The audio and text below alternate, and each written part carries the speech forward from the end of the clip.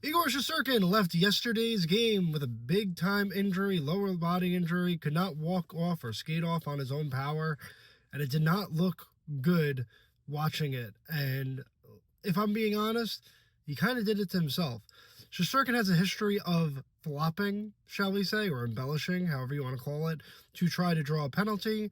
JJ Peterka went hard to the net and didn't make contact, or if he did, it was very, very minimal, not enough to knock a grown man all the way back like Shesterkin did, went awkwardly back on his leg, and it doesn't look good. Whenever you see an injury like that, you always assume the worst, ACL, MCL, meniscus.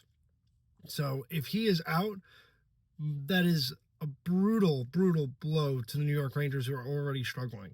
And pretty much their season would be over, as if it wasn't already. But there's a couple other things that are a bigger issue for the Rangers.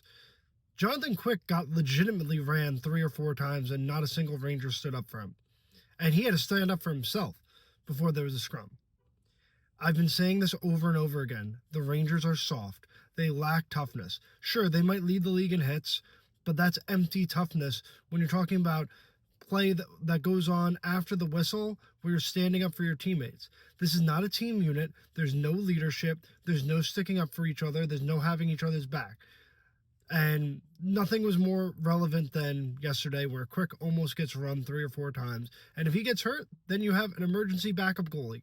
You don't even have a guy who's on your roster filling a net. And so just another issue that the Rangers have, but maybe this is a blessing in disguise, because it will help kickstart their rebuild that they desperately need, because this team wasn't going anywhere with Shesterkin, and without Shesterkin, they are certainly not going anywhere. We'll see how Quick does. We hope Shesterkin is okay. Thoughts and prayers, but not good for Ranger fans, guys. What do you think?